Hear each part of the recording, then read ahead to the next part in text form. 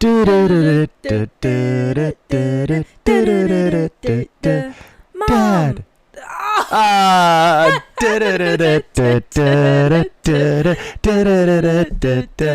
Mom.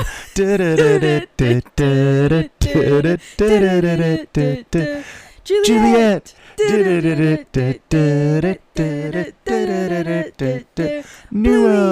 Nui. All right. Hello, everybody, and welcome back to Pancake Friday, where 1 week after Neve ironically told me to get it together, she needs to get it together. Wow. Wham, wham, wham. Add sound effects here. Okay, welcome back, everybody. It is 4 weeks since injury or a accident on site. Congratulations. Woo! Yes. The accident on site being we just didn't do a pod. For 1 week, yeah. Hey, we're keeping count here, so we're happy about that. We got a lot to talk about today on the show. It was the long weekend, so there was a lot of long weekend activities going down. I had a random foot flare up. We golfed. It was SummerSlam, and we had everyone over, and we dressed up like nutcases. We have some things I've got to talk about, and I think we should just get right on into it. Let's go. Is there anything you want to talk about? No, I don't have anything on my list this week. You don't? No. I swear you just had a giant list there, I saw. Yeah, but they were all crossed out because there's stuff we already did. Oh, okay, cool. Well, let's just start off with something I thought was super cool. So, speaking into the afterlife and what's it called? Seances, mediums, psychics, all that stuff. So, do you know who Houdini is? He was a magician. Escape artist, but yes, I guess also magician. Yeah. So, part of Houdini's thing was he hated people that were mediums and all this stuff because he thought they were garbage. Oh, and really? He thought they were taking advantage of people. Yeah. So his mom, it had something to do with his mom. He what did he do? He tried to contact his mom when she died. Yeah. And being the illusionist, I guess you'd call him. Yeah.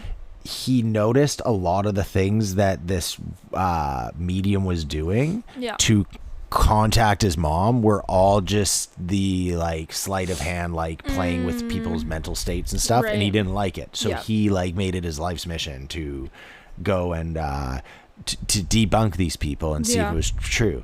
Now this is a very disappointing thing for me. So one day his wife passed away. Okay. And Houdini's. Okay. And he had told her, they had made an agreement while she was still alive. Yeah. If you can contact me in the future, this is the word you will use at these seances, at these mediums. Like, we will have a word and I won't tell anyone it. Yeah. And if they use that, it'll be proof. Yeah. And then he killed her? No, she died of, I don't know how she died. It wasn't murder. Suspicious. Is it though? Sounds like he just wanted to find out if mediums were real. So he waits 10 years and he returns to the site of where his wife passed away. Yep. And they do a seance, Ouija board and everything. Yeah. Nothing happened. The word he had told his wife was believe. So he had said, if you die and you come back, you have to say the word believe to me, and it never happened. And that made me really sad because I was really hoping that. I mean, I would still be open to going to like a medium. Just out of curiosity. I had a friend in England that did it and she really loved it. She said like a ton of born, and she said like a ton of stuff came up about him and like all of this stuff.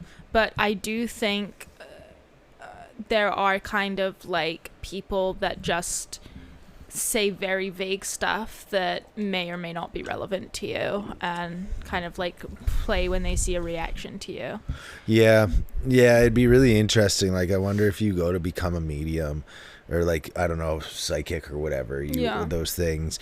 Because obviously some people it's like a natural gift, air quotes, kind of thing. Like, it's their gift, whereas others it's like do you get taught it? And like, say you get taught it, you're like, yeah, I want to become a medium, and they're like, okay, you pay the money, you go to the school, and right away they're like, this is It's all a lie. Yeah. Don't tell anyone you paid to be here. Yeah. No, I would definitely be like curious. Yeah. Curious. But also I'm like very aware that you have illusionists now that can do the craziest shit. Like, do you remember we watched I don't know if people here will know it, but in England, Darren Brown is like a huge thing. So Darren Brown, we've watched a couple of his Netflix documentaries. I would recommend these to anyone. They are so good. But he uses like subliminal messaging to influence people to do crazy shit. Yeah, you should explain like, to the listeners what he does in one of the, or just a bit of it so they know what he's about. I don't want to like spoilers, but one of the Netflix documentaries is called Push, and he basically is using subliminal messaging to try and make a random stranger push a guy off a building, like killing him. And then another one is called, I can't remember what the other one is called, but he basically makes like his aim is to make a like Republican American kind of racist guy take a bullet for a Mexican. Oh right, yeah, I do remember that one. And it's crazy the shit he does, and he explains it all as he's doing it, and like how he's using subliminal messaging. Like he makes this one guy believe that he's implanted a chip in him that's controlling him. He doesn't actually do it at all. And he didn't give him drugs or there's no drugs. It's all mind games. Damn. It's all like, and he's done stuff where he's put like posters up in central London, and then like as people are like coming to his office to like implant stuff in their mind, and he's famous enough, so there's this huge theme park in England called Thorpe Park, and he created a ride that's a VR ghost train. And what does that even mean? So you wear, I get it's VR, but... So yeah, you wear VR goggles, and then you get on a ride, and the ride's kind of just like a simulator. Okay. And it's in a train carriage, but you put these VR goggles on, and then like everyone's ghosts, and then like a monster rips off it's crazy. It's fucking nuts. Yeah, that's the human mind. It's so crazy how much you can influence the human mind. Like one of the like more talked about conspiracies that ended up being true is MK Ultra. And it's like they would take a whole bunch, like the CIA, and I'm sure the Russians and the Germans all did it too in their time, and they basically just slip them LSD, and they'd see if they could like influence people that way.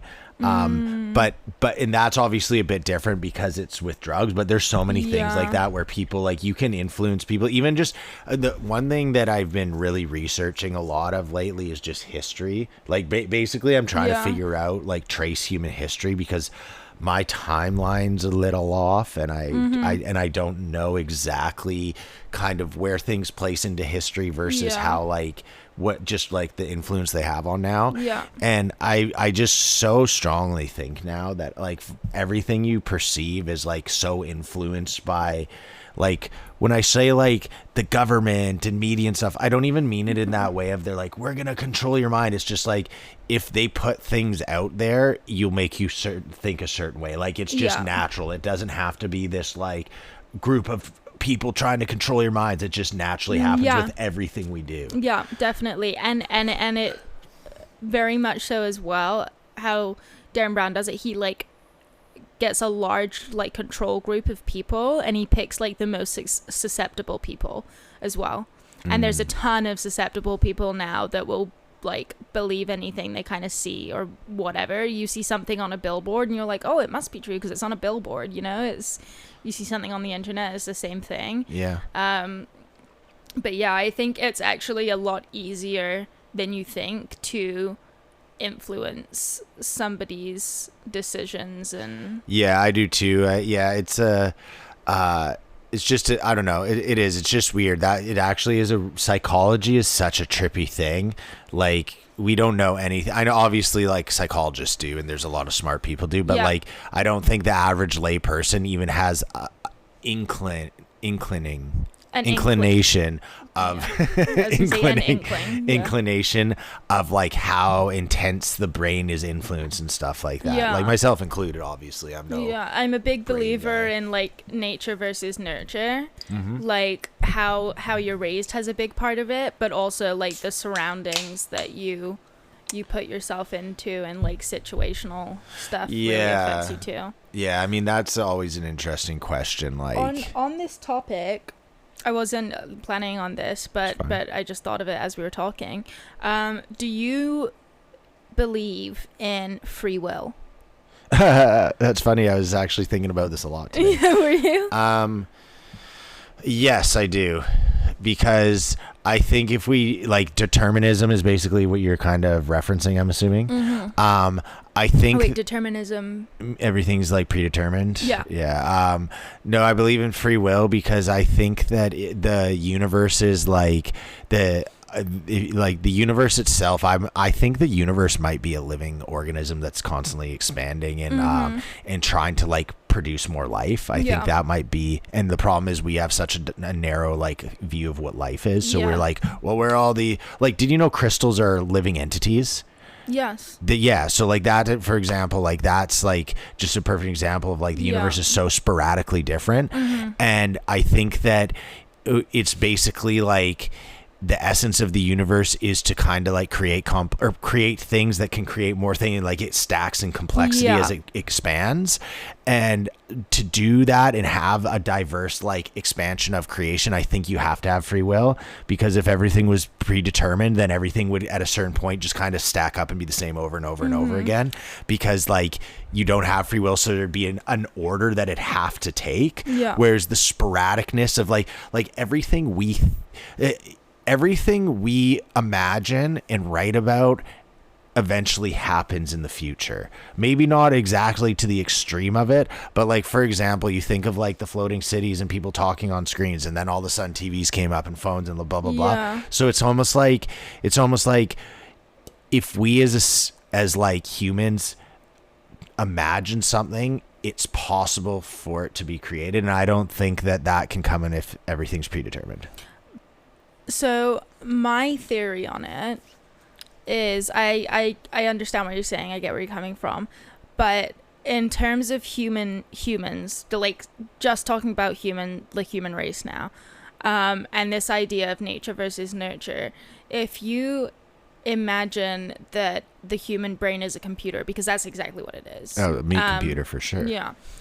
So if you input all of your life experience onto a computer and ask it to make a decision, it will make the same decision every time. Right. So with everything that you know and you learn, when you think back and you like if you make a shitty decision and you think back and you're like, I wish I made a different decision, but if you went back, you would have made the same decision every time. So therefore, is there really such thing as like free will? But because yeah, but you can't go back in time, so no, you can't. Exactly. No, but that's the thing. It's like every single decision you make is based on what you have known up until that point. And if you were to go back to that point, you would still make the same decision, because you made the decision based on everything going on around you, everything in your brain, the circumstances at the time. And if everything were exactly the same, you'd make the same decision every time based on how you grew up, like based on so many things. And that's stuff that you can't change. I mean, I think I just disagree, because okay, first off, a quote that came to mind is the idea of you would be me too if you walked in every step in my shoes. Yes. And I think that's true. Like anyone you think like, why the fuck are they that way? It's like, well, if you lived their exact life, you would be them. Yeah. Like 100%. Right. So, I just feel like there's just holes in the idea of, like, I get what you're saying. Like, if you would go back, you would make the same decision every time. Why? Because everything that to that point, it doesn't matter if the decision's good or bad. You've made that decision, and it's like who you are. Like, you're always going to make that decision. But I don't think that means things are predetermined, because you're saying, well, like, if you went back and you could do it again, you would make the same decision. But that's like, you can't go back. You can't do that. So I just feel like it's kind of like a thing. Like, I get where the thought's going, but I just, again, like, I'm not saying I'm right, you're wrong. I don't believe in determinism. So I just, when I hear that, I kind of go to a place of, I'm like, well, yeah, but like you I don't know, if you could see into the future and you're like, oh shit, this is going to happen, and then, there's a point and you always get there, then maybe I could believe it more. But you can't see the future, just like you can't go back into the past. Yeah, but that's kind of to my point, is that what we do now is like everything is connected. So decisions that you and I make, like, randomly on a daily basis, it's like the butterfly effect, right? Yeah. Like, if we do one thing differently, then the whole trajectory of the world could change. Yeah. So in that sense, because we do what we do, it is kind of predetermined. Do you know what I mean? Does that make sense, or am I just chatting like shit? No. I don't think that makes sense. I get the butterfly effect. I disagree. Like, I don't know. I just disagree with predeterminism, and it's the thing. It's one of those things that I don't even think it's like it's wrong. It's, you just can't prove it. Yeah. Because you'd have to, if you could go into from what I understand the fourth dimension to be, it's a time snake where you can basically like see all of time forward and backwards and pop into any moment at any time. And there's no such thing as time, because time is something we've made up. Yeah. But again, you'd have to be in the fourth dimension so you could like perceive your future and know, well, if at this point I'm going to be here, so I can't. I guess then all of a sudden the fourth dimension exists, so that does mean that everything's, I don't know. I think let me look at my next point here. Okay, so here's an interesting one for you.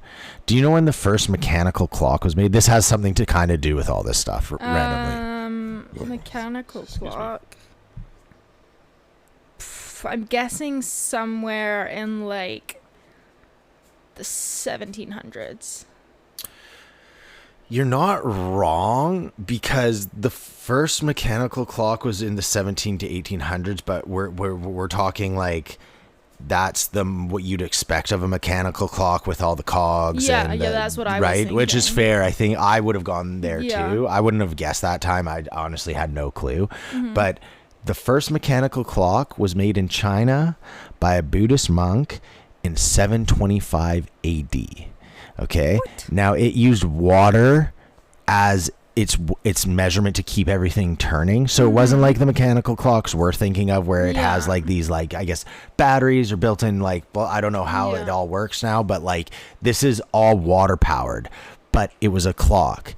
And with the invention of a clock but prior to this, the way that you kept time was sundials, or I'm trying to think, there's a few other ways, sand in a hourglass, things like that are, they keep time, but it's not sun going up and down, sunrise, sunset, where the moon is in the sky. They're good time measures, but they're definitely not precise. Yeah. Right? The invention of this clock was the invention of really seconds, because you need the second, and we had to make that up. We had to make that up. So I always think it's interesting, the thought of time. Time doesn't exist. It like full-heartedly exists in every single thing we do. Yeah. But we've also made it up. And I don't know. It's an interesting debate. I don't want to get too much into other things like that, but it's like social constructs is a thing that happens a lot, and I always find it interesting when social constructs come up. Instantly I think of math and time, which everyone thinks are such absolutes, but I disagree. Yeah, well, do you know what's really fucking interesting? When they invented time, or when time became a thing, who the fuck thought that leap years would be a good idea? And who the fuck thought, like, oh, maybe months should have different days? Like, why couldn't we just standardize that shit? You know, like, it's so stupid. What is a leap year? Like, I know it's every 4 years there's a month missing or something. So basically what it is every 4 years there's a month missing. Every 4 years there's an extra day in February. Oh. And it's basically, it's way different than a month. It's the excess of seconds, because in a day there isn't 24 hours, there's like 24 hours and X seconds. Okay. So every 4 years those seconds add up and create another day, which in my opinion is really dumb. It's like, okay, well, why didn't you just make the day like... See, this is what I find so interesting, is stuff like that. There's so many things that we think are absolutes that are not. And if you really think about them, they don't make sense. So I'm going to take a shot here at one. And I know everyone listening to this is going to be so like choked to be like, what a fucking dumb thing to say. But math is supposedly the language of the universe. And quite frankly, I don't think it is.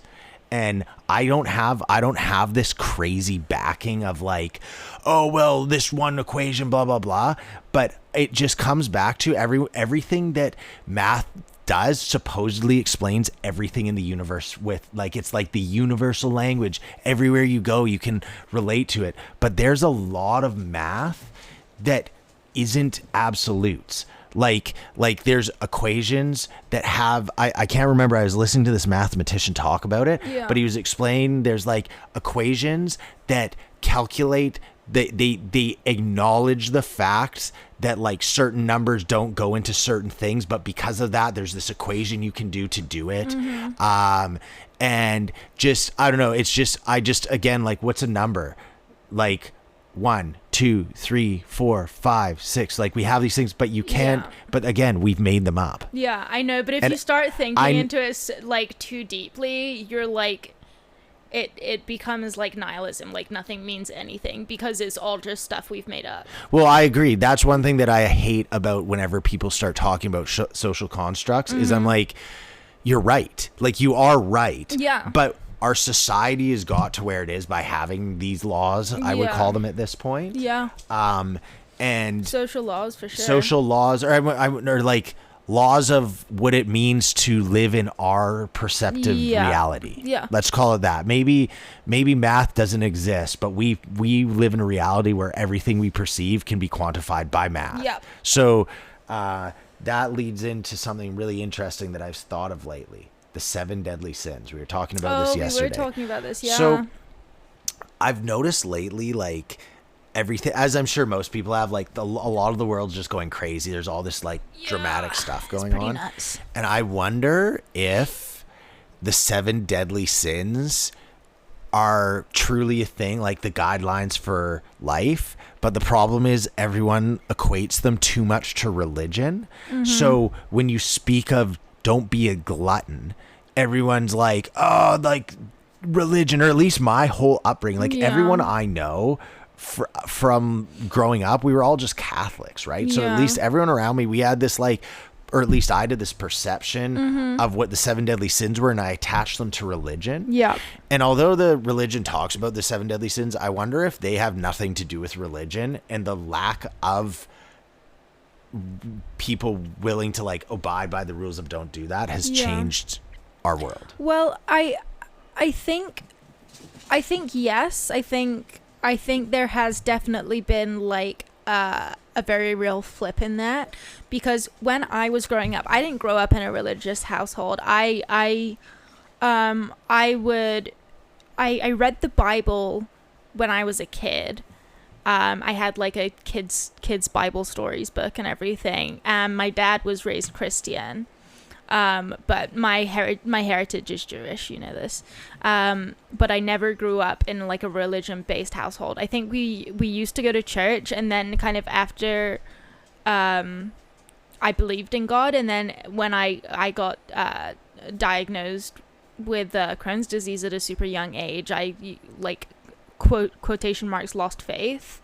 But after that point, the way my parents raised me is like this, and like referring directly to the 7 deadly sins. I was always taught to not have those things that they did.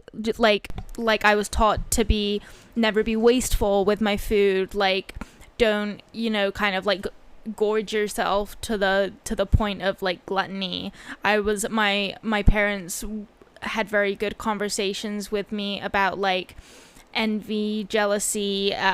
They had good conversations with me about like being lustful, and it was never in a sense that it was like, this is like, don't be lustful, don't be gluttonous, don't be envious, all of this shit.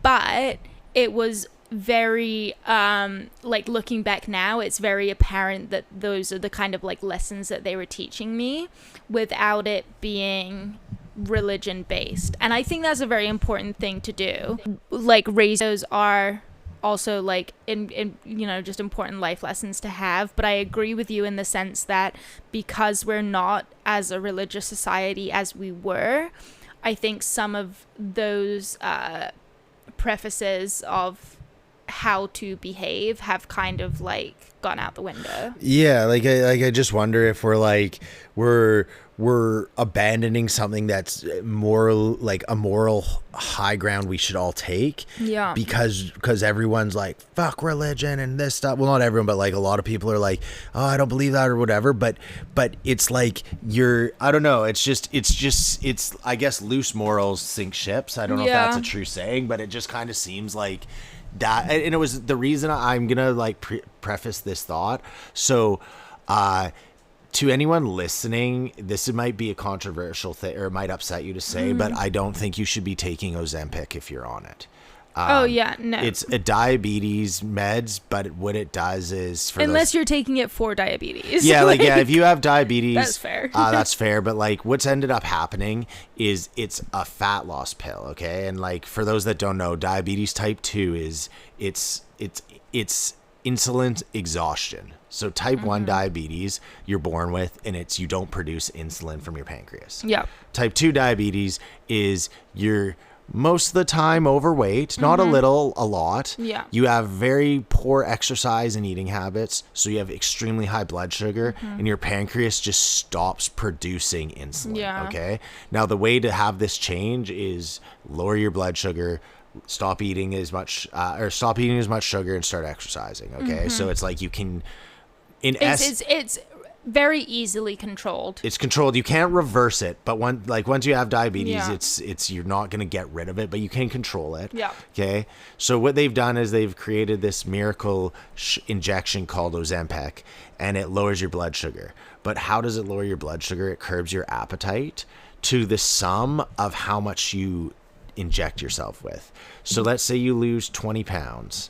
And then you'll be stuck there. If you need to lose another 15 pounds, you have to up your dosage to X amount. And the second you stop, you return, like your weight's going to be put back on, all the things, because all it's doing is it's literally telling you to stop eating. Yeah. And it's paralyzing people's stomachs. This is facts. This is starting to come out as facts. Yeah. There's a new thing coming out called Ozempic face, and it's people with Ozempic, you can see there's something wrong with their face. Like it looks different. I think it's because your body's not getting the nutrients it needs, so it's slowly like decaying. Yeah. And so this is the whole 7 deadly sins thing kind of came off of my thought of that, because I'm seeing people now that are like they're just fat, and I know this is bad to say, but they don't take care of their body. They're now losing mass amounts of weight, 25, 30, 40 pounds. And I go, what are you doing? And they just go, they laugh. They literally laugh, and they start going, nothing. I eat the same. I do nothing. Yeah. I just can't eat as much. And I wonder if something like that is just not a net positive. And I want to just say there's nothing wrong with being fat. No, like, not at all. No, fat isn't a bad No, word. no. Sorry. Like, let's just say this here and now. Like, I don't see being fat as is not a negative. It's a descriptor. Like, you can't be mad if you're fat and people call you fat. But there's nothing wrong with that. And like, as you know, as long as you're healthy and you're like eating well and like, you know, moving, then I don't see a problem with like carrying more weight. Like it's not an issue. You don't need to be like a fucking stick to be happy. Like be fat and happy. That's cool. And I'm saying this as a person, like my mom has type 2 diabetes, and she was severely overweight. She won't mind me saying this, but she like put in so much effort to, as soon as she got diagnosed with diabetes, she like put in so much effort. She cut out all this sugar. She walks 10K a day. Minimum 10K. Minimum. Like, and she lost a ton of weight. She lost so much weight. And I'm really proud of her for doing that. She did an awesome job. And she keeps it off, and she's mindful of what she eats now because she put the work in.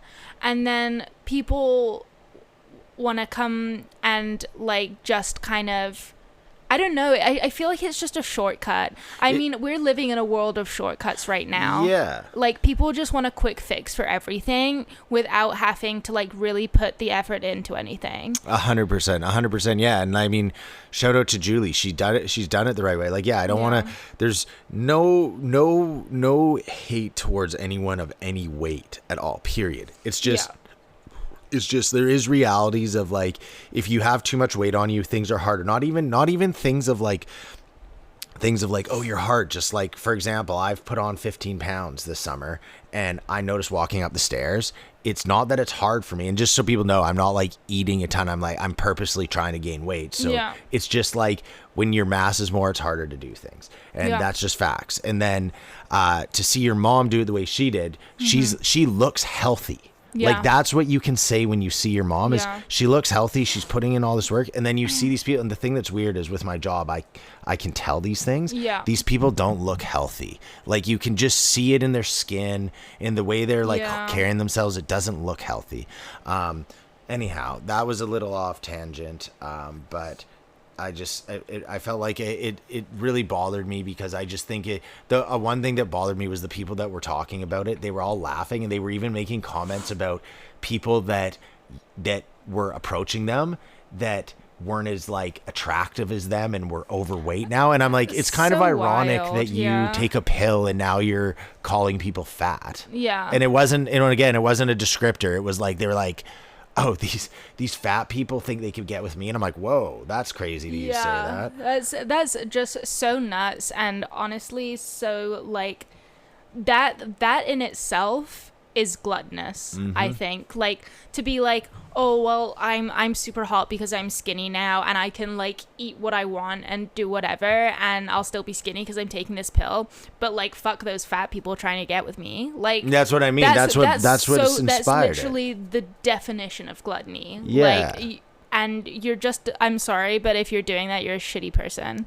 Like, not taking a Ozempic, but kind of like, no, the laughing at people that are, and then it's just like, fuck you. I mean, it's always that question of like, are you, if you're like are you the person you claim you are? But like, I don't know, it's like, if people shit on you, are you gonna, I don't even know how I'm going to explain this really. It's just like, if you get shit on by people, is it because, and you're like, oh, fuck those people, are you any better than them? No. Or are you the exact same? You're the exact same. It's all situational. Yeah. And I do think, I don't want to say that. I don't think that people that lose weight instantly do that, but there is a group that like, it's not everyone. And quite frankly, they're probably the ones that are eating everything and laughing and taking Ozempic. Like, it's the same person. Yeah.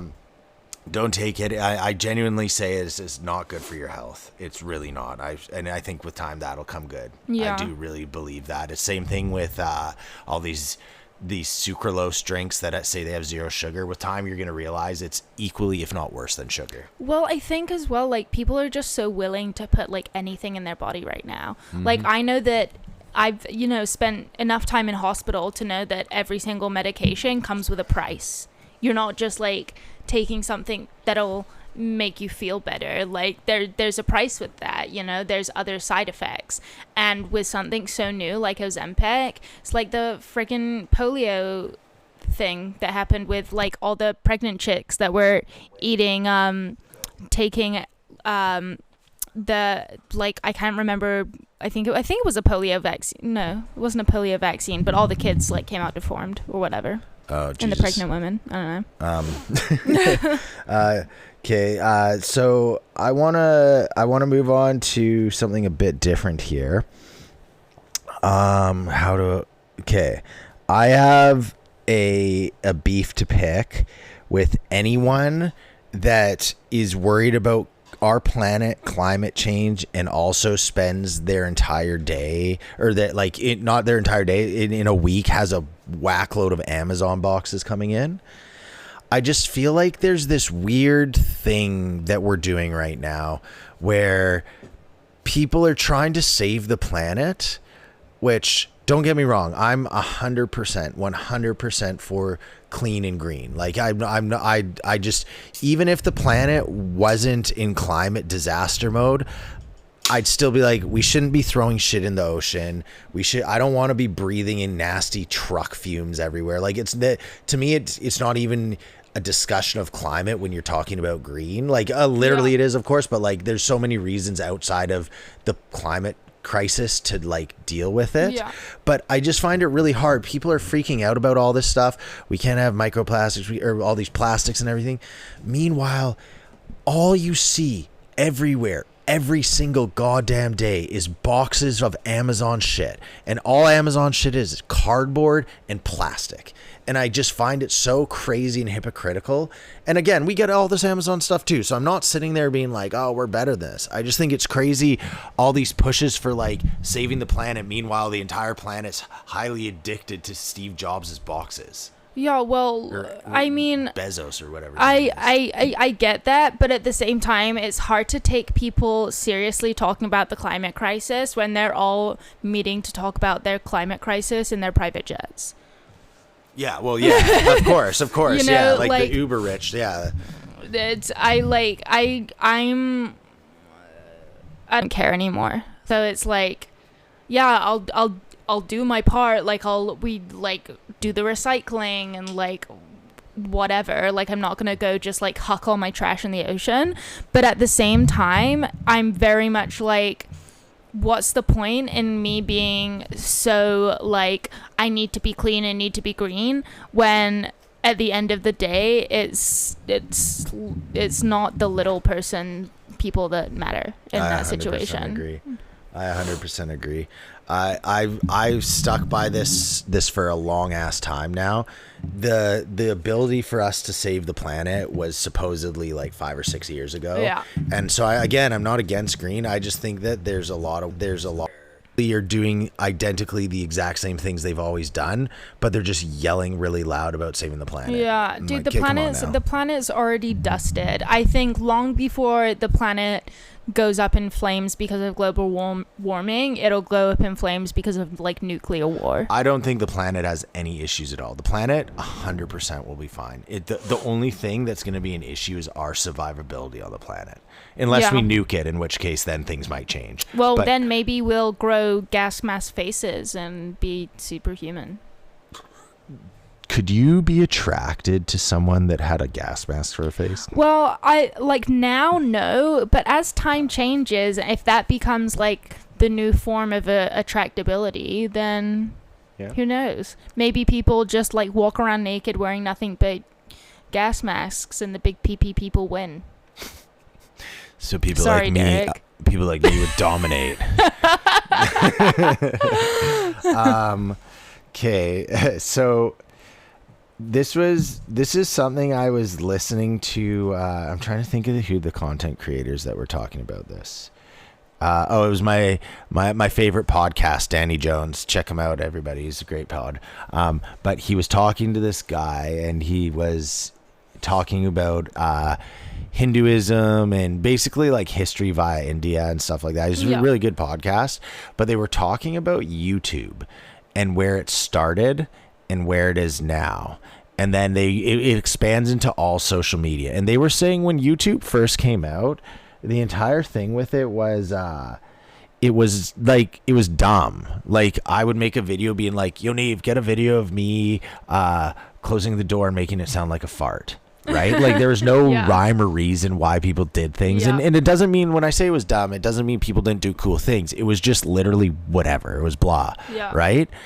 Now, and both these guys are big content creators in both spaces. So they like YouTube and podcasting. So they are in the game, right? They're not like us where we're just like this thing, we're making a little pod. They're like actually like that's their job, Yeah. and, right? And they were talking about how the game has changed from making things that you enjoy to views and likes views and comments. Yeah. And what they were saying is people don't want to watch a video that other people haven't commented on or liked or viewed. Yeah. So if something has a ton of views, you're going to look at it. Or if something has a ton of comments, you're probably going to look at it. Like between those two things, Yeah. those are like the leverage by people going, is this video worth watching? It doesn't mean you'll like it, but is it like worth watching? Well, then it's also pushed to like the top of your feed as well, right? The more likes and comments and stuff it has, it's going to be like higher up priority, right? Because But it brings in revenue to YouTube too. But there's, okay, pretend you type in how to make bacon jam, because you were just making some great bacon jam on the weekend. Yeah. And then you see YouTube videos it, right? Yeah. And you just see a list of all the YouTube videos. Yeah. You're going to, and let's say they're right there. It's not like you're scrolling for hours. They're just like a whole bunch of thumbnails spread out. You're probably going to look through like 9 to 15 thumbnails and see which one has the most views, right? I mean, yeah, probably. I would probably just click on the first one, which is inevitably going to be the one with the most views. So the way I navigate, I only really care. I'm really bad at all this stuff. So like, I don't even care about comments. I literally very rarely read any comments. I just think it's just bizarre. I know Dax loves comments. I think Dylan Wild also likes comments. And I've always just found it bizarre. It's kind of like anything though. It's like its own little like ecosystem. Yeah. So I've just never got it. But the main point I want to get at here with that is what they were saying. And I think it's so interesting is, it changes its censorship, but on a mass scale via people only watching what people like and comment on. It's all social commentary. It's all social commentary. Like anything on the internet is there to be seen. Like it's there to be seen. Even if you're posting a comment on a video, it's there to be seen and to be engaged with. Right. Like that's just the way of the internet. But what I'm saying is the even the internet has kind of this like self-censorship to itself of people won't watch. Like if people watch it, people will start watching it more. But if people won't watch it, you could have the best video with the best information and the best layout, and if you actually watched it, you'd go, wow, this is the best documentary on the Germans I've ever seen. Yeah. But if no one watches it or comments on it, people will just ignore that, and they could watch some crappy one that's like stick figures like Hitler was a bad dude, meh, meh, meh. But if everyone's liking and commenting, that's like where everything goes. And I just thought it was an interesting thought of like how that's even shaping our society, just how you don't see everything, you just see things that, so like now the people that have the most content, they can have a way stronger way to dictate what we think and perceive, because everyone's watching their content solely because they are seen the most already. So like builds on it. Yeah. Yeah. So I thought that was one of my weirder thoughts of the week. Yeah. I mean, I think that's just kind of like everything right now. It's all about likes and comments and how much traction you can get for something. It's just kind of lame. Okay. Here's a interesting thought that I heard. The sex organs of machines are humans. What? And so it's referencing to futurism. Yeah. And the idea of to make robots, you have to be human, or you have to be conscious and make them, right? Yes. So let's assume in the future where robots become sentient things and they're like AI is sentient and all that stuff. Yeah. Then that would in essence make humans the sex organs of robots. Does that mean that robots are going to be able to find the G-spot? Well, is the G-spot a thing? Or are they all going to be built by men? Oh, damn. Slam dunk at men right there. Well, I think all the men can agree the G-spot isn't a real thing. Same with the female orgasm. I think men don't realize how rare it is for men to be able to find the G-spot. So is the G-spot, does it come after F? Is that it? I'm not even going to answer that. A, B, C, D, E, F, G-spot.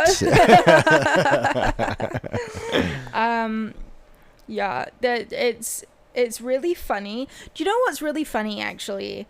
Little sidebar from this. Mm-hmm. In terms of sex, men can, instant gratification, whereas if women sleep around, I can guarantee you that 90% of the people she sleeps with aren't gonna actually it's more of a task than it is fun. Do you know what I mean? Because a lot of no, well, you won't. you wouldn't. Just to clarify, Derek does know where the G-spot is, and he can hit it if he really puts his mind to it. Just kidding. Get out the old extender. But sex can be enjoyable without that. But it's more it's something that's fun, go-karting. Go-karting is fun, but unless you win, it's just go-karting. I don't. I think this is a bad reference, but I'll be like, oh yeah, sex is like go-karting. Go-karting can be a really good time, but when you win, you're like, yeah. And that's like an orgasm. See, I'm not gonna lie, I don't get this high off of winning at go-karting. I barely do go-karts. Yeah, but you come every time you have sex. Yeah. Damn straight I do.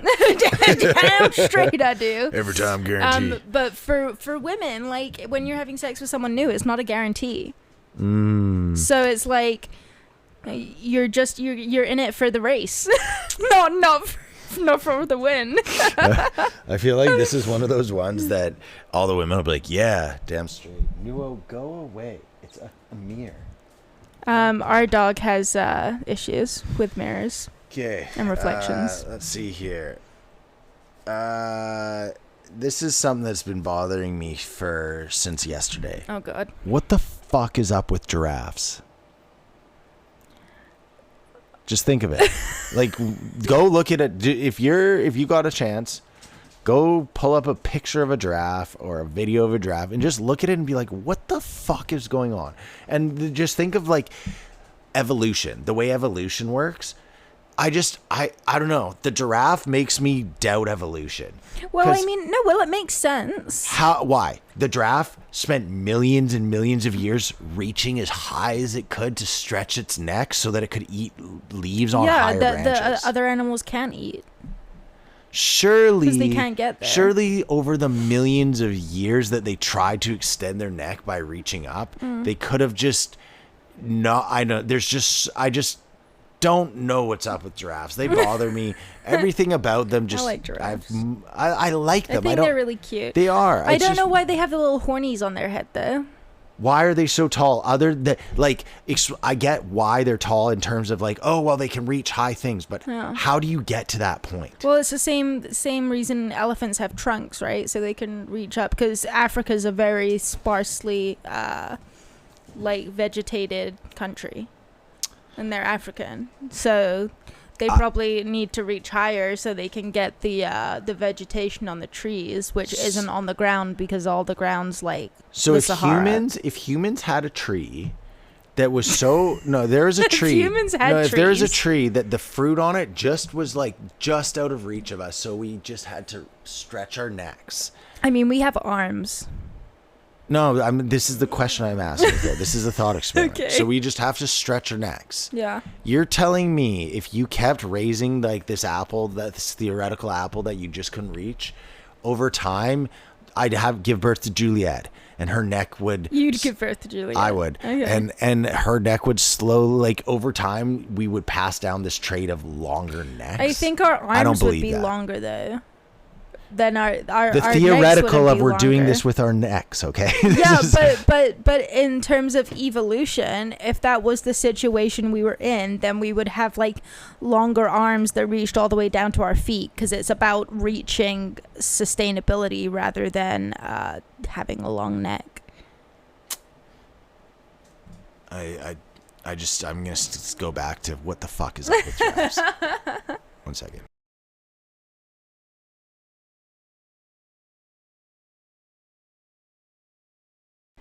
Okay, so I'm gonna stop harping on giraffes. I have a feeling that some of the people here might be a little upset with that. So yeah, probably. Sorry to all you, whomever you are.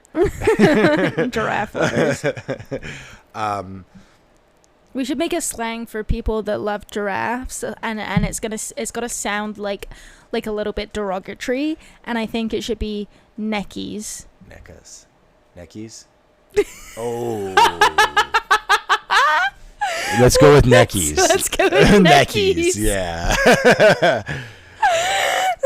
I said neckas, and that is not the one we're using.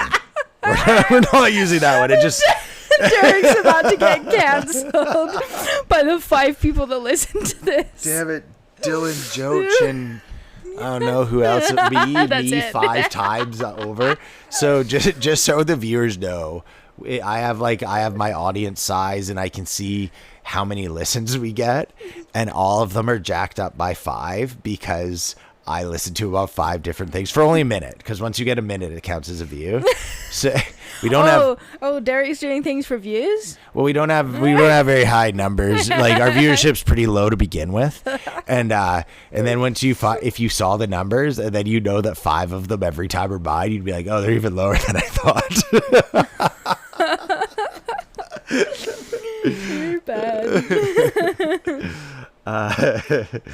Okay, so you know what? I'm gonna do this in a bit different order here. Okay. So have you noticed this? I've felt this for a long time, and it was just extremely apparent again. For some reason, the week after a long weekend, the work week is so much longer. You wouldn't notice because you aren't working right now, but have you experienced that? No, I find it shorter because I work 1 less day. I don't know. I don't get it. You literally work 1 less day. But I just find that, I don't know. I have a feeling it's something to do with the routine. It's something to do with the garbage. It's the garbage. Well, the garbage. Don't get me started on the garbage man, please. We're supposed to be having a nice night. No, the reason I say that is I just can't get over it. It just seems like whenever I have a shortened week from a long weekend, the days I do work just drag on so much more. I don't know. I talked to some people at work about it a few times, and they all agree. They're like, yeah, it just seems that way. So I don't know. Is that something other people are experiencing? Is that just me? I think I've never experienced that. Okay, well, so fuck me then. Yeah. Okay, let's see here. So now we're gonna get into the reason I brought that up is because the next 2 things are kind of related in a sense. Okay. Okay, so do you know how in India they celebrate the cow as a god? Like, yes, it's got to be sacred. I was listening to this guy on Danny Jones, and he's this Hindu expert. Okay, and apparently there's a monkey, and what is the name of this monkey, Derek? Well, I'm about to tell you, Neve. The name of this monkey is the gibbon monkey. Okay. Gibbons are so cute. You've seen a gibbon, yeah. Okay? So did you know gibbons walk upright a lot? Yeah. Okay, so I did know that. So they walk upright quite often, and this guy was talking about in India, these gibbons, they have a tendency to hang out by the cows. Now, do you have a reason why they might hang out by the cows? They think they're really cute. No. It's actually because when they poop, a lot of the times, depending on the time of year, they have instantly overnight magic mushrooms. But why don't the monkeys just eat the magic mushrooms? Why do they have to eat them out of the cow poop? They grow out of the cow poop. They grow out of the cow Yeah, like poop? the one of the best ways, like it's not the only way to find magic mushrooms, but one of the most guaranteed ways is like you go find cow poop in certain areas, and there's, for whatever reason, it's like overnight the cow poops, the next morning there's magically mushrooms there. And they're magic mushrooms? Yeah, they're magic, like psilocybin. So does the cow eat magic mushrooms, or does the cow... It has something to do with it has something to do with the poop, and then like the microbiome of the cow. I don't know if it's the microbiome of the cow, but once they poop, the magic mushrooms, like, because mushrooms grow like super fast. Well, I know right? that poop is also fertilizer. Yeah, so, they grow super fast too. So there's a thing called the stoned ape theory. Have you ever heard of that? No. So the stoned ape theory is basically like if monkeys ate magic mushrooms. They ate magic mushrooms specifically that expanded their consciousness over time, that eventually led to the evolution of us. That's like a theory people have. Okay. Right. I don't know if I believe that, but I've heard a lot of like people give reasons why, and so there's I guess validity behind it. So what this guy was saying is he watches all these monkeys, and they constantly are eating the magic mushrooms. Hell yeah. And if you know that they're magic mushrooms, and you watch the monkeys prior and then after, you can tell they're high as balls, right? So what he was saying is, if you believe in the stoned ape theory, and then you go and you look at India, who worships the cow, he says that he thinks it's possible that the reason there's this deep worship of the cow that's like goes way back is because the cow makes the mushroom poo, and we were all monkeys at one point, and we ate the cow mushroom poop. Yeah, we didn't eat the poop, we ate the mushrooms that came from it, just to be clarified here. People aren't eating poop. Good to know. And he thinks that over time, as our consciousness expanded and we became humans, maybe the people of India were worshiping the cow because they were protecting the cow because they wanted the magic mushrooms. Cow's like the ultimate drug dealer. Basically, gave him the good shit. And they protected the cow because the cow gave them the magic mushrooms. With time, the cow became a god because they thought it was sacred. But the way, like, as all things do over time, it's like got steeped in tradition, and it lost its original meaning of it was just a thing that gave us mushrooms, and it's turned into this like sacred thing. And I just thought that was funny. I don't know if I believe that to be true or if it has any basis, but it was funny, I thought. On this topic, I feel like we really kind of like dipped out being humans. Like, how chill would it be to just be like a monkey in India just eating cow poo mushrooms and getting high all day and having no responsibilities? That would be you just sweet. Like, you just eat mushrooms, you have sex, you make babies, like sounds like the life to me. And do you really have any predators as a monkey either? Like, I feel like, yeah, depending where you live, jaguars.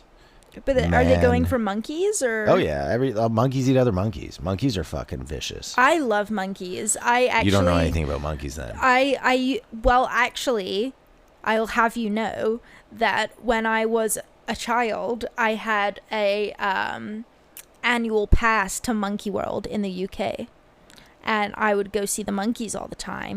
And I adopted a orangutan called Tuan, and I was really into monkeys. So you do realize monkeys are like savages, right?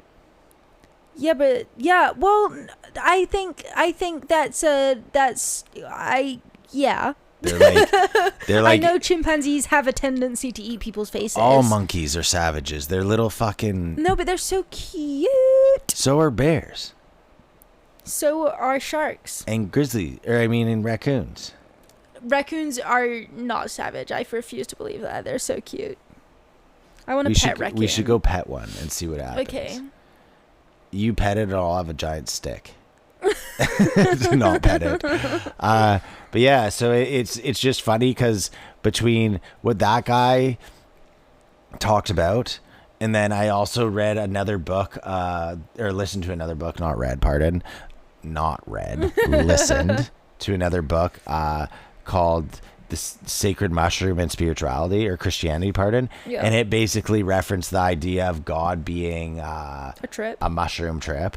And there's like all these things. I can't get into it. It's super intense, but it was just funny because yet again, this like super old tradition. And then like, if you root it back, people have this belief that it's just people ate mushrooms. Yeah. And I fully can get behind the idea of people did a lot of drugs back in the day, but they might have not associated it as drugs like we do. Yeah. They might have just assumed that. Well, yeah, if you don't know that magic mushrooms are magic mushrooms, you just think they're mushrooms and you eat a ton and then you start seeing crazy shit. Like, yeah, I can see how that would happen. Like, I've seen some crazy shit on mushrooms. I feel like mushrooms, they make you see the universe. Like, not as like the universe is like we perceive it now, but you see like the behind the scenes of how it's all running. Dude, so the first time that I like properly tripped on mushrooms, I saw the most wild shit, and my friend that I was doing mushrooms with also saw the most wild shit. So my friend, she basically, what happened was we locked ourselves out of my bathroom in my old house. So, you know, the shower room, it works funny, and we locked ourselves out, and I was freaking out because I was like, how am I gonna unlock this, blah blah blah, all of this shit. And she says, we were just lying on my bed, and she says that she in her mind went into the lock of the bathroom and saw what needed to be unlocked. And unbeknown to me, we were just lying on my bed at this point, and she just like sits up, grabs like a bobby pin, like a hairpin, and goes to the bathroom and just unlocks it, because she said she could see inside the lock in her mind. And I saw as I was lying in my bed in this basement suite that I was living in, I was lying on my bed looking up, and I could see the blueprints of the whole house.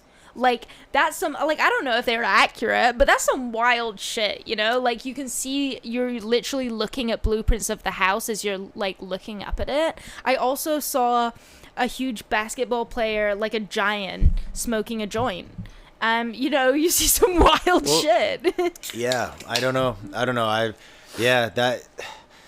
It's weird you say. I believe in telepathy now. I fully believe in it. But I think the problem with telepathy is we're too caught up in like Hollywood, and it's like the idea of like Hollywood's telepathy. Like, I'm just staring at you with my eyes, and I'm like, hello, Neve, how are you doing? And you're like, in your head, you're like looking around, like, where's that voice? It sounds like Derek. How's that possible? Yeah. I think telepathy's real, but I think telepathy might be a vibe more than I think 100%. Like, I think if you say you're on the same wavelength as someone, then that's kind of a form of telepathy. Yeah, but I feel like you can, like, you communicate with each other. Like, it's just we don't understand it because we've kind of like dulled that sense in ourselves. Mm-hmm. Like, for example, you know when dolphins, like, picture dolphins or whales and like the sounds they make and all that stuff, they're talking. Wait, do that sound again? No, that's not you. You went like,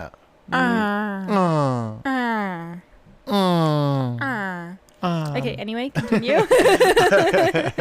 I don't know. I just feel like there's a lot of things. I just don't believe that we know as much as we think we know. I think that we have the same ignorance as the people before us, as the people before them, as the people before them, which is we all just think everything we know is the truth and it's absolute. Yeah. And we're like, this is it. We figured it out. We're the best. Yeah. And I don't think that's true at all. No. I think that things like telepathy, and there's like all these senses and skills that we have as humans that we've decayed away with the society we live in. And I don't think it's like, I think it's just natural. Like, if you're living in our society, you're maybe, I don't know, you're better at like taking in information and reading and all that and being on screens, as opposed to some society that's like high in telepathy. Maybe they don't have electricity. Yeah. Like, maybe that's what it's required to have like that sense more. Yeah. Well, yeah, I think as well, there's definitely like lost technology. Like, if you think about like what humans do on the average day to day now, like your free time, you kind of sit and scroll on your phone. Well, you didn't have that previously, so you had to like do something or think about something. Like I go back to ancient Egypt, like I think there are technologies that they had that we're just completely unaware of. I agree, because we don't have we think we're so intelligent that this is like something so out of our realm that we couldn't even conceive it. Absolutely. Yeah, I don't know. I think if people actually looked more into ancient historical sites with an open mind, as opposed to they just like, oh well, this is what we know and it's the facts because we know that. Yeah. I don't even want to say you don't have to, you have to believe it. I just think that a lot of people they just are like I think it's honestly, I just think it's like it's societal cockiness. Societal societal arrogance of this, like we know everything. Because like, did you know that the Great Pyramid, they shaved off, like, you know how there's the capestones on a lot of it and it supposedly all fell off? Yeah. So there's that. That's true. That's not like when I say supposedly that did happen. Yeah. But at the base of the pyramids, have you seen they've like literally shaved off like mass area, like thick, like 2-inch things of stone where you can see something's gone and shaved it, and then it abruptly stops because they obviously like something interrupted them and they never finished it. Or you go to these other sites and you can so clearly see they've used what are it called, tube drills, like to make a coring drill to like core out the middle so they can put things in. And I just think that there's a lot of things that we just assume, but if you look at them, it's not even that you're being lied to about it. You just assume things, like you think, oh, this and this, and then all of a sudden that's not true to be at all. Yeah, we just like, realistically, we have no idea of what actually happened in ancient times because we have the records of what was recorded. But what about all the shit that wasn't, you know? Like, there's just, like, there's no way you're ever going to know about that shit. Absolutely. I don't know. I think one of the lamest things right now is I get in a lot of topics with people where everyone, like, they don't like to talk about where we came from, like, as humans, because they just, maybe it's boring to them, so that's why they don't want to talk about it. But I more often feel like people just don't want to think about it because they're like, no, we know everything. Maybe that's more comfortable with it, but I just find it weird, I would just call it ignorance of like, it's like they used to think the earth was flat, and then we found out it was round, and then we used to think that this round planet was the center of the universe, and then we found out it wasn't. And it's like, I feel like we're back at that point again where like we know everything because we're so great, and then it's like we're on that precipice of like, oh, it turns out we were wrong. 100%. But I would say on that note, it's like, I get what you mean when you say people maybe don't want to hear it because they're not interested or whatever, but I'm very much like that. Like, I find this stuff interesting, but I don't really care because I'm a very, like, I'm a presentist. I don't know if that's a word, but I'm gonna make it a word. Yeah. As in, like, I like to live in my present, not even the present, like my present. Like, I don't it's gonna sound bad, but I don't care about anything else going on. Like, if it doesn't directly affect me, like, what am I gonna do to, you know, affect that or do with that? Nothing. I'm just kind of like enjoying my here and my now, and whatever is to come will come. Like, what will be, and that's kind of, but that's just my attitude personally. I think honestly, for self-preservation, that's kind of the stance you got to take, because at this point I'm pretty convinced that a lot of the issues in the world are, you were meant to like deal with issues around you, and it's just we're just sponges for information, and everyone's taking it in. There's so much bad stuff, and things that it's not even bad. It's just depending on your opinion, you feel like strongly, and it's just you weren't meant to. Like maybe here in Canada or North America, I should say, maybe we were meant to worry about the American elections because we're right there. Yeah. But that's because we're right next to it, so it's relevant to us. Yeah. Maybe we weren't supposed to hear about how something happened in Africa that's so tragic or this or that, because if you get too caught up in like global problems, it's so tragic. But like all you're doing is, if you get so worked up about that stuff, is you're just affecting your own life by like overthinking too much about it. Yep. And I that might sound like a really selfish and horrible thing to think about, but you gotta focus on your here and now, because if you spend your life just like focusing on like other issues, unless you're like some like crazy intelligent world leader or whatever, then you're not gonna make a difference. And there's no, but like I know people, shout out to my best friend in the whole world, Neve. She is that you? No, it's not me. My best friend's also called Neve. It's a little narcissist. But she went to build mud huts in Africa for like 3 months or something. But she had to pay to do that. You know, it's not like, oh, you just go and you like build, like it's a, and like you feel like you're helping, but in reality, like they're just gonna get your money and build stuff that's actually like good, or it's gonna go to like some corrupt government. Well, I mean, it's like it's like focus on your shit.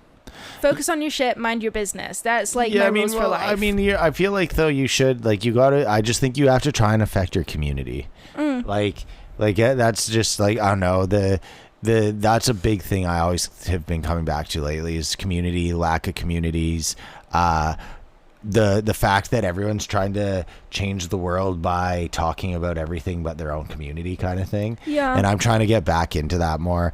I don't know. I massively agree. I think you really have to, it's the same thing as knowing and loving yourself before you're able to give that to someone else, right? True. It's like, if you focus on what's around you, if everybody just focused on what was around them, like, things would be better. I totally agree. Period. Okay, I think on that, we should maybe move on to our buy and sell. Okay. Yeah, I haven't thought of this. Okay, well, here, let's go through the buy and sells of the week. Oh, I know my buy. Okay, well, let's go through the buy and sells of the week first. Okay. Yeah, okay. So, welcome back, everybody, to the buy and sell of the week. We got our new weekly buy and sells here, and we're going to do it really quick here. And so here we go, Neve. Are you going to buy and are you going to sell on naps? Buy or sell on naps? Hard buy. I nap every single day. Sometimes twice a day. Yeah, I'm a fan of the napper, but mine's not like Neve, where Neve will be like, I'm going to go lie down. I'll do that sometimes if I'm tired, but mine's more I just fall asleep on the couch while I'm doing stuff. You do, yeah. But yeah, I will buy on that too. All right, magic mushrooms, a catalyst for evolution.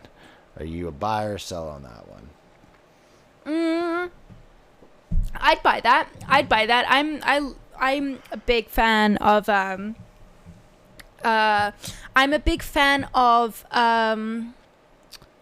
what's the word, like what the word where it's like controlled like recreational drug use. Okay. And mushrooms, like, if that's the form of evolution we're going down, mushrooms are great. Evolution's great. Yeah, I'll take a buy on the mushrooms. I don't know what happened, but I can see that being a plausible reason for how we got to where we are. I don't care if it's real or not. I would endorse it. Sauce. Buy or sell? Obviously buy. Yeah, me too. Like, I sometimes I wonder if I eat food to have sauce or if I put sauce on food. And I think I lean more towards I look forward to the sauce on the food. Depending on the meal, I agree. Okay. So last week, your buy of the week was manual labor. Yeah. And mine was Juliet thinks I'm a rock star. So, yes. Then we had your sell of the week was randoms touching Juliet. Yep. Sounds weird, but yeah. Mine was Canada getting caught cheating. True cheaters don't get caught. So what are you leaning on here? What do you got for your buy and the sell of the week? So my buy would be the return of Roman Reigns. Oh, damn. SummerSlam.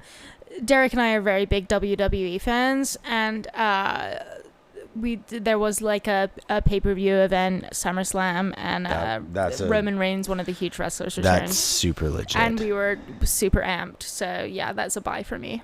Okay, my buy for the week is going to be a bit controversial, I think, here.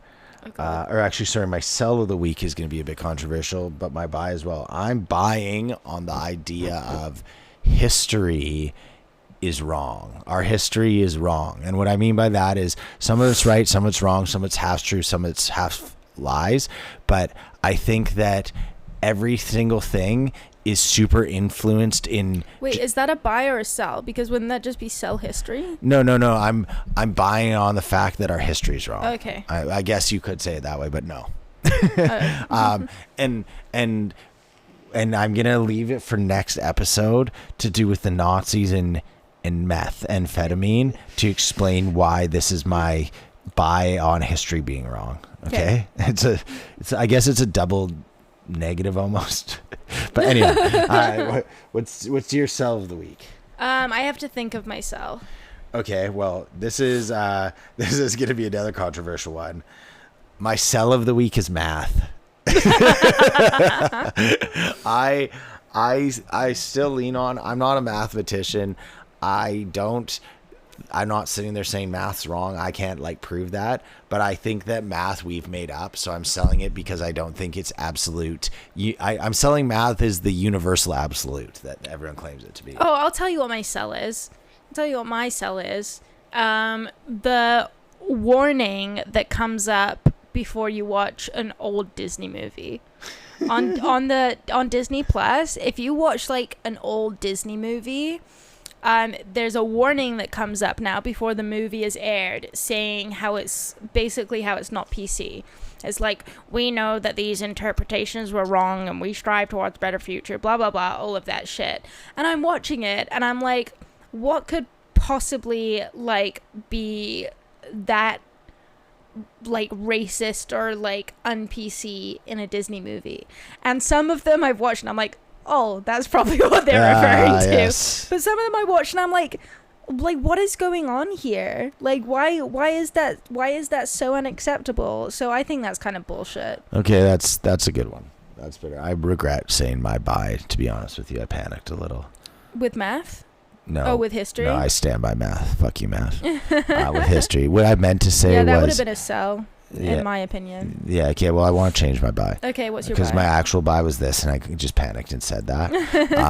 My actual buy is the Persian Empire. I'm learning a lot more about the Persian Empire, and it's a pretty sweet empire. I'm talking about the ancient Persian Empire. Okay. Yeah. So yeah, I'm changing it to that one because they're pretty legit. I got a book coming. Well, not coming, but I'm. You're writing a book? I'm writing a book about the Persian Empire. So yeah, that's my buy and sell for the week. Anything else you really want to chat about today? Are you good? I'm good. All right. Well, I think we should say, thank you to our viewers. We've enjoyed coming here for week 4 in a row of Pancake Friday.